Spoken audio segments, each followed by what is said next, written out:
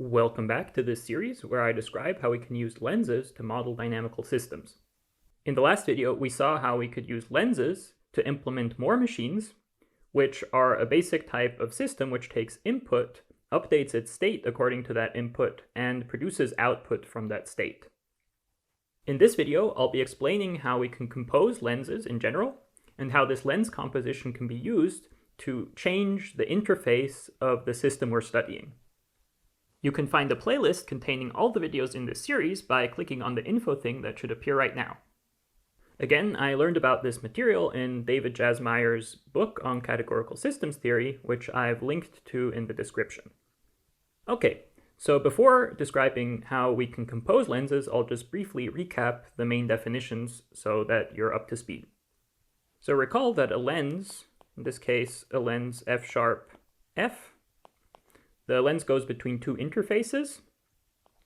The first interface is A minus A plus, and the second interface is B minus B plus. So this is a notation for the lens f#f, and the lens itself consists of four sets, namely the sets A minus, A plus, B minus, and B plus, along with these two functions f# and f. So f is called the pass-forward map, and it is a function from A plus to B plus, and f# is called the passback map, and it is a function from A plus cross B minus to A minus. So f is pass-forward, and f# is passback. And the reason for these names is apparent from the notation. So f is a map that goes from A plus to B plus, so it somehow goes forward along these interfaces.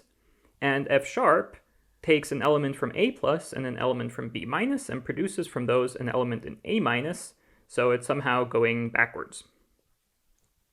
Okay, so that's what a lens is. And now as a reminder how we could use lenses to implement Moore machines. Moore machines are just a special case of lenses where A minus is equal to the set A plus. And moreover, in the case of Moore machines, we gave these pass-forward and pass-back maps special names that are more intuitive. So I called the pass-back map of a Moore machine up for update, and the pass-forward map out for output. And here the interfaces are a bit different because, as I said, A minus is equal to A plus, and I'm just going to call this S for a set of states. And then the second interface consists of two sets, one of which is I, which is a set of inputs, and the other one is O, which is a set of outputs. And now if you compare what these functions do, well, the output function is a function that goes from S to O, so it takes a state and produces an output.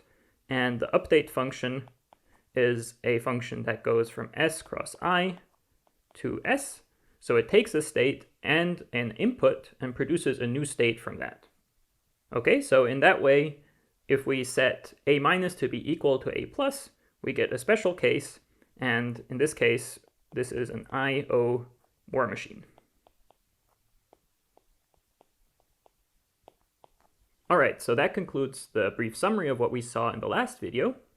Now, whenever we define objects that sort of look like a morphism between some domain and some codomain, we can always ask how we can compose these things if the corresponding types match. So specifically in our case, if we're given a lens like this going from A minus A plus to B minus B plus, and moreover we're given a second lens which goes from B minus B plus to some C minus C plus. So let's call this lens G#G. Then we can ask whether there is a natural lens going from the domain A minus A plus directly to C minus C plus. So I'll draw this like this. I'll make like a line. Can we, from these two pieces of data, create a lens going from A minus A plus directly to C minus C plus? So this is the question, and that's exactly what lens composition will do. Now, in order to specify a lens from A minus A plus to C minus C plus, we need to define the pass forward and pass back maps.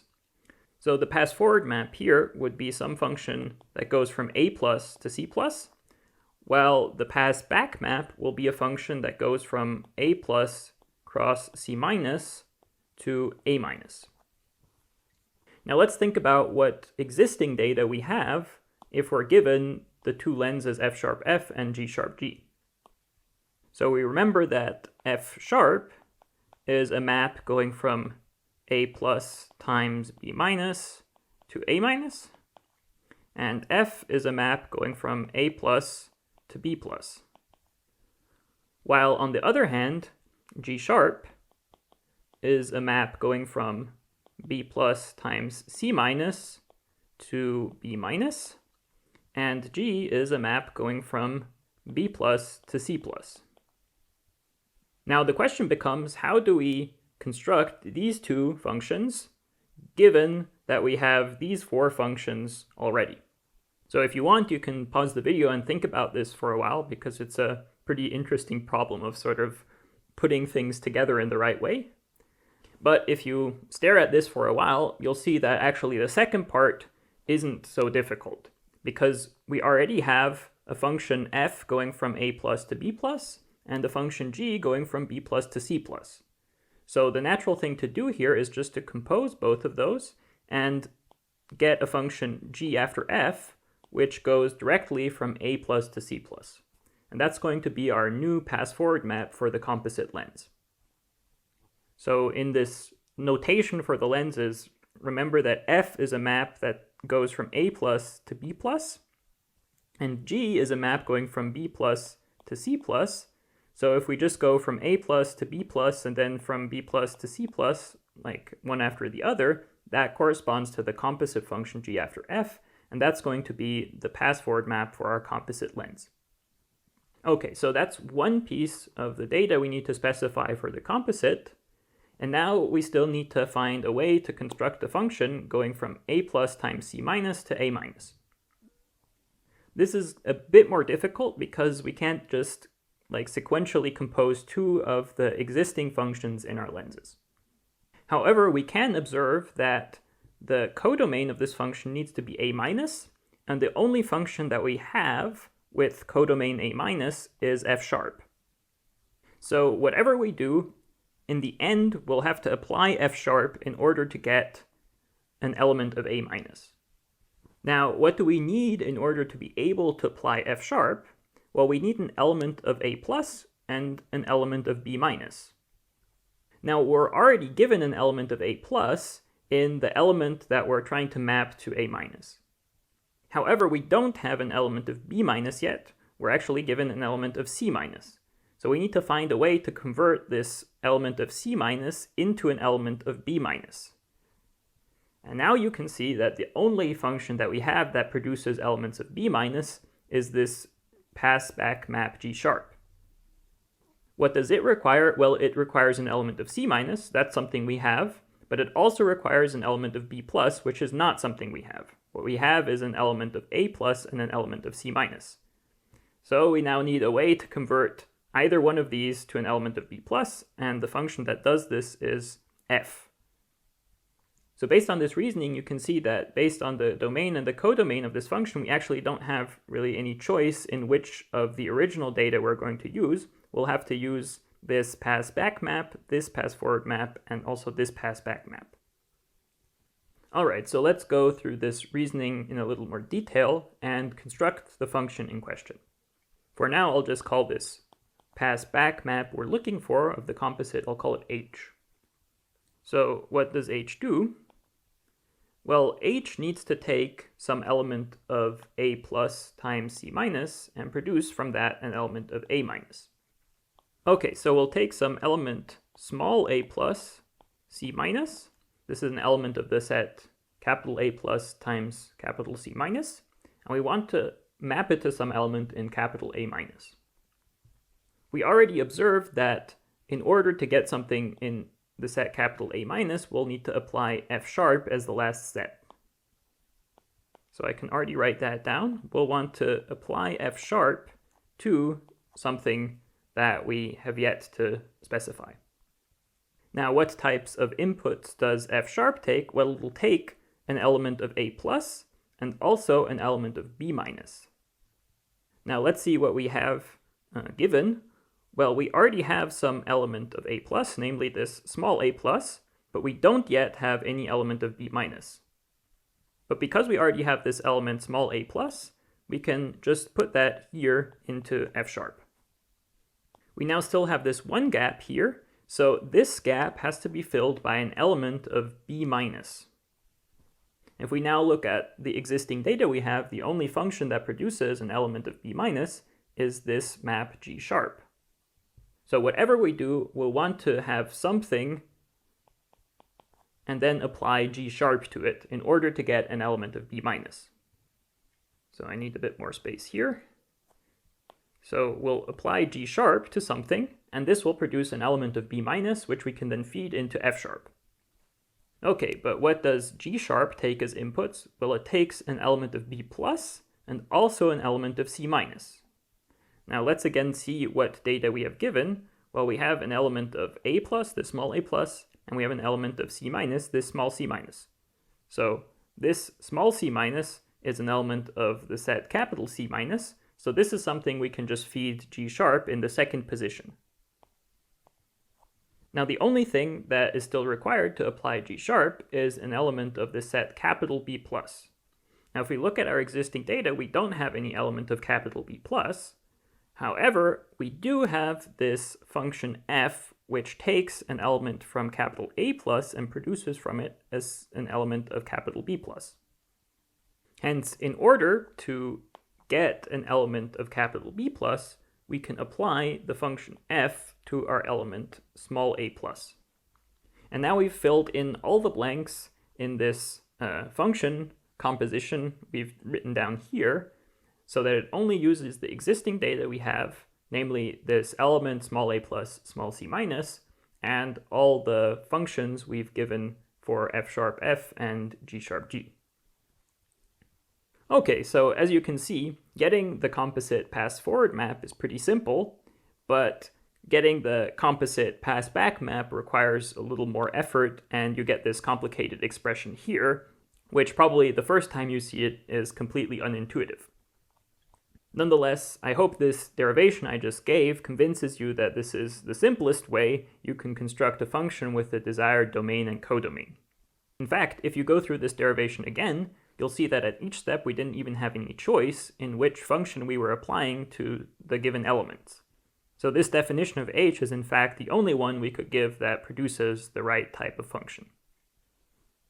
So I promise that this will become a bit more intuitive once I start drawing some pictures, but for the moment I'll just recap the definition in sort of a more formal way.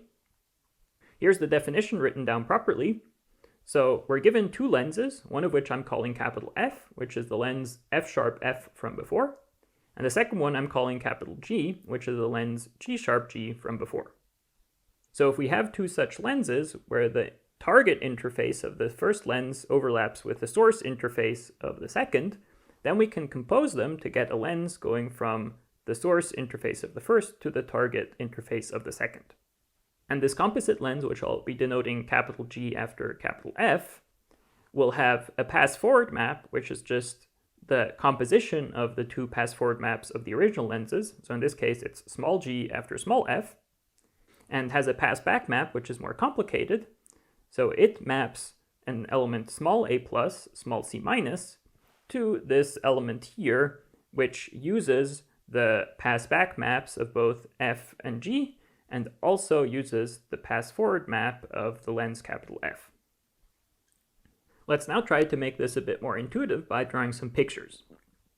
So the lens capital F, which is F#f, mediates the exchange of information between the interface which has inputs A- and outputs A+, and the interface which has inputs B- and outputs B+. We can draw this as follows. So the first interface has inputs of type A- and outputs of type A+, and the second interface has inputs of type B- and outputs of type B+. Now, how does this mediation of information exchange happen? Well, we use the pass forward and pass back maps. So all of this in blue represents the lens capital F, and it has this pass forward map, small f, which takes some output of type A+ and produces an output of type B+. Then we also have this pass back map, F#. What does it do? Well, it takes an input of type B- and also an output of type A+, and produces from it an input of type A-. So the information flow here is going like this. On the other hand, we also have a lens capital G. It has pass back map G#, pass forward map small g. It goes from B- B+ to C- C+. So in our drawing, we need to include one more interface. And this interface has inputs C- and outputs C+. And now the lens capital G is using its pass forward map to convert B+ outputs into C+ outputs, and is using its pass back map G# to convert C- inputs along with B+ outputs into B- inputs. So again, the information flow is indicated with these arrows. Okay, so now let's track what the composite lens G after F should be doing. So maybe I can include some shading to indicate what belongs to the different lenses. So everything here I'm shading in blue, we think of as belonging to the lens capital F, while everything I'm shading here in orange, we're going to think about as belonging to the lens capital G. Now, the composite lens G after F will consist of both the blue shaded parts and the orange shaded parts.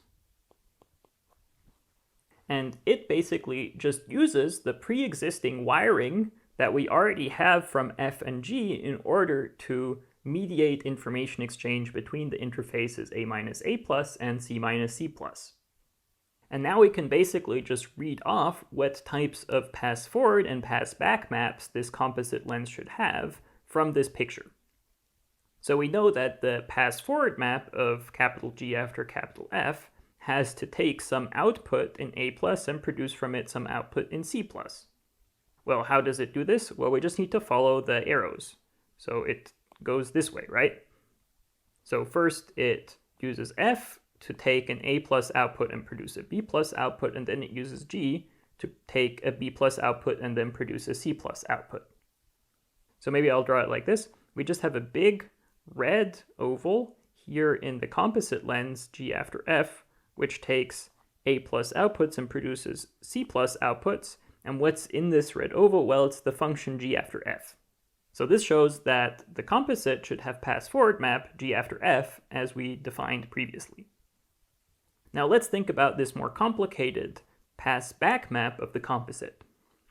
Now again, we can just basically follow the arrows in this information flow to see how we would do that. So remember that the composite needs to take an element in C- and an element in A+ and produce from it an element in A-. So the information flow should look something like this. We take something in C- along with something in A+, and then we should somehow wrap around like this and produce something in A-. And now we've seen that, at least for G#, we can feed it an element in C-, then we can take an element of A+, feed it through F, and feed this back into G#, and this will give us an element in B-. And now we can do exactly the same thing with the element A+. We can take that out, feed it into F#, and get an element in A-, and that's exactly what we need. Now, if we describe this in terms of formulas, we get exactly the formula we had for describing the pass-back map of the composite. So we take an element A+ and an element C-. Now, this first part here, we're feeding C- along with whatever F outputs from A+, we're feeding that into G#. So here we have G# of, well, the first argument is this f of a plus, and the second argument is c minus. And this, so that describes this movement here, this gives us an element in b minus. And well, this element in b minus can now be fed into f sharp, along with an element a plus, and produce an element in a minus. And that's the second part here is we are applying f sharp to a plus and whatever we got from this other thing, which g sharp spit out. So this is exactly the formula we had before in the definition of the composite lens, and hopefully now that I've illustrated this with this picture, it becomes clearer how the information is flowing through these different maps. Okay, so we've seen how we can take two lenses and compose them, provided that their codomain/domain types match. Now let's see how we can use this composition when we're working with the dynamical systems we've implemented as lenses. The main way we're going to use lens composition in conjunction with our dynamical systems is in order to wrap new interfaces around our existing system. For example, suppose that I have some system which I'll draw as a blue box, and this is basically going to be some type of computer. So the internal states of this computer might be very complicated, but what the computer does is it's going to take some form of binary input and output some form of binary output. So I'm going to call these inputs, I'll just call them I, and outputs O. Now the computer will have some states, which I'll just call S, which are some complicated states that I'm not going to specify further. On the other hand, I will specify what the sets I and O are. I'm going to say that I is going to equal O, and this is going to be the set of all binary strings of finite length. So the idea is that somehow we feed some binary string into the computer will do some calculation on it, and it'll output some other binary string. Now, such a system as we have it now won't be very intuitive to interact with if you are the user. So in our case, we'd have to somehow come up with binary strings that mean something, input them to the computer, then we get a binary string out, which we then have to interpret. So to make our life easier as a user, we're going to modify this system so it takes more human-friendly inputs and outputs more human-friendly outputs. What I'm going to do is I'm going to wrap this entire system in a new interface, which will take some new inputs and produce some new outputs. I'll call the new input set K, and what will this be? Well, this will be the set of keys on a keyboard.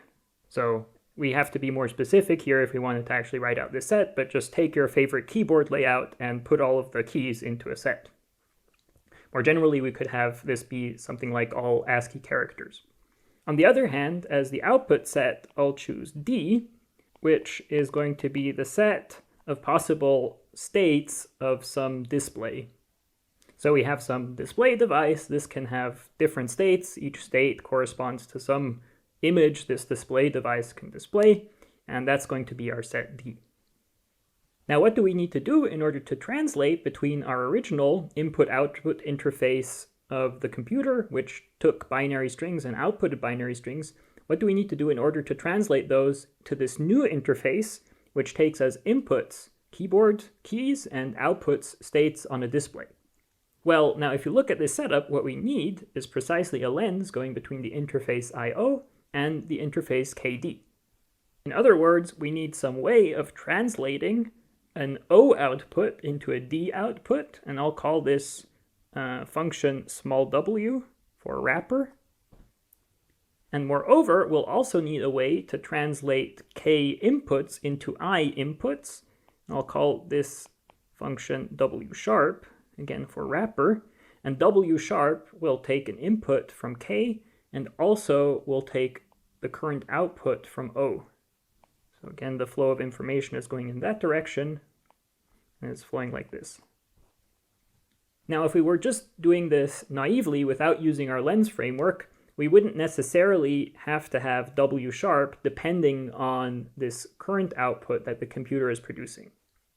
In other words, we can just take, inputs from k and translate them literally into inputs in I. However, having this ability to make this function w sharp also depend on the current output allows you to have this framework be more expressive. For example, we could have our computer react differently to a specific key press depending on what the computer is currently outputting. Okay, so I hope that at least in terms of this picture, what we're doing between translating between like this binary interface of the computer and the more human-friendly interface where we can actually input keyboard keys and we display something on the display, that this is clear. And now I'll just write down how we would implement all of this in terms of lenses.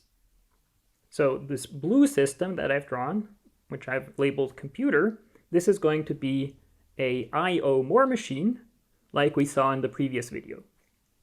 So it will have some function up, which is the update function, and it will have a function out, and it will be a lens between the interface containing two copies of the set of states S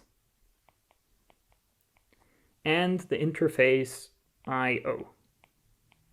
So that's going to be our computer that allows us to input binary strings, and it will do some computation, then also output binary strings. Now the thing we've drawn in orange, this is our wrapper interface that will allow us to translate these binary inputs and outputs into more human-readable inputs and outputs. And I've already labeled the pass forward and pass back maps of this lens as W sharp and W. And this lens, if you see from the picture, it will go between the interface I/O and our new interface KD. Now here comes the point where we're using lens composition, because in this picture here, what we've done effectively is we've composed this inner system together with this outer system to gain a composite system. And so pictorially, we can see that this happens by nesting one of the systems inside the other. So if we write this out in terms of formulas, what we get is a composite lens, namely the composite lens W sharp W after up out, and it goes from the interface SS to the interface KD.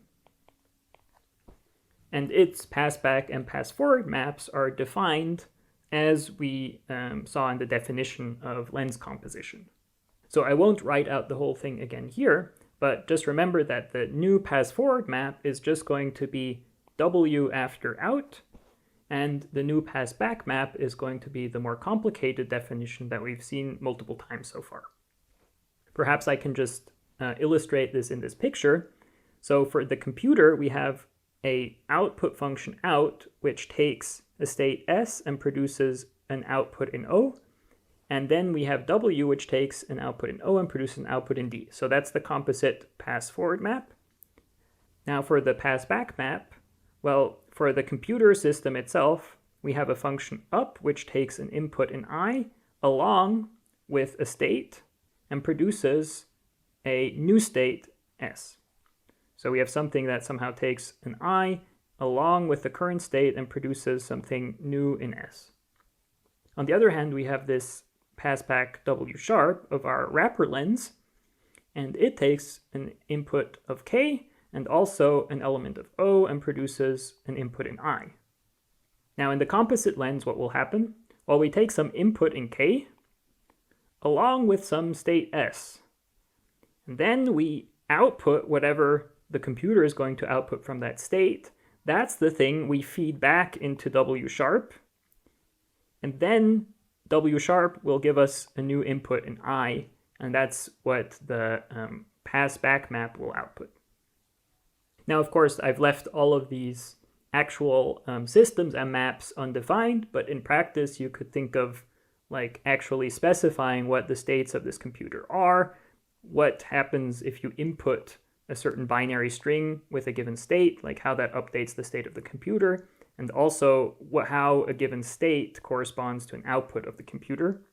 Then in order to specify this W, you just have to literally translate binary strings that the computer outputs into some sort of image which you can display on the display.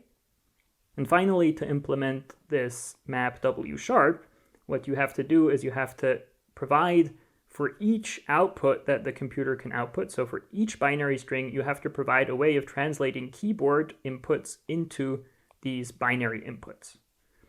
So this would be something like an encoding, where you encode each keyboard key as a specific binary string. But in this case, that encoding is allowed to depend on the current output of the computer. One special case of the previous example is if our new input and output sets that we specify in the wrapper only contain a single element. So actually, we don't have any choice in what we input into the system, and we also don't have any choice in what the system outputs. Now we'll call this process the closure of a given system. So let's draw it first in pictures, and then let's see how it looks in the lens formalism. So let's suppose I have some system which has states S and takes inputs I and produces outputs O. Now, as before, I'm going to wrap a new interface around the system. But in this case, this new interface will have just the singleton set as possible inputs, and also the singleton set as possible outputs. Now, what data do we need to give in order to specify a lens from the interface I/O to this new interface, which just contains 2 times the singleton set? Well, I need some function, which I'll in this case call small c, which goes from the set O to the singleton set. And I also need a function C#, which goes from the singleton set cross O to the set I. So again, the information flow is like this. So what I've drawn here in orange is just the lens C#C, which goes from the interface I/O to this new interface, which just consists of singleton sets.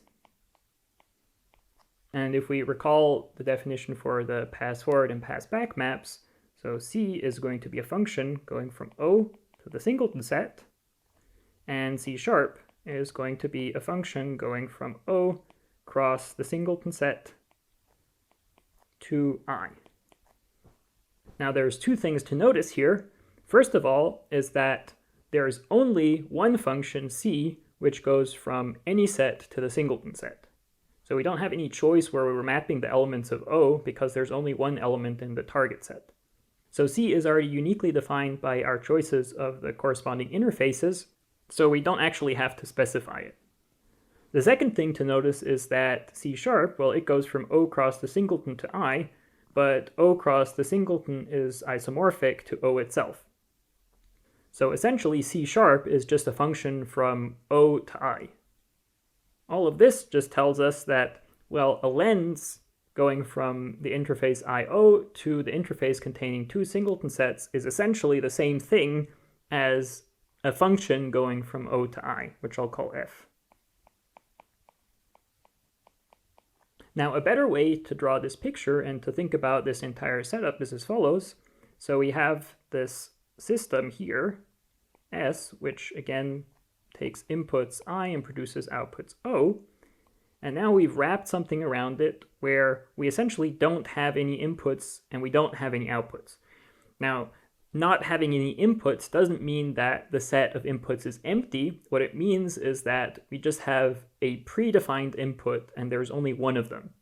So what I mean by saying we don't have any inputs is just that there's a unique input and it's always going to be that specific input that we input into the system. And similarly, when I say we don't have any outputs, there's always going to be a unique output, but because there's just a single one, it doesn't really tell us anything. So whenever we have the situation where the input or output set is the singleton, we're just not going to draw any input or output wires.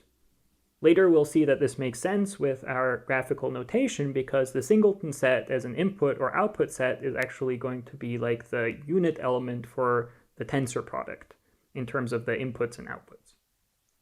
All right, so this explains why I've drawn this orange box in the new picture without any input or output wires.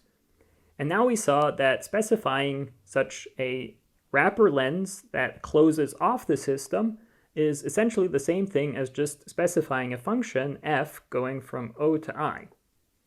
So I'll draw this down here. So we have a function f, and it takes elements of O and produces elements in I. So what this closure operation on a system is doing is it's essentially just feeding all possible outputs of the system through a function and then back into the system itself. And this thing here will be called the closure of S. Well, now I'm using S as the name for the entire system and not just the set of states.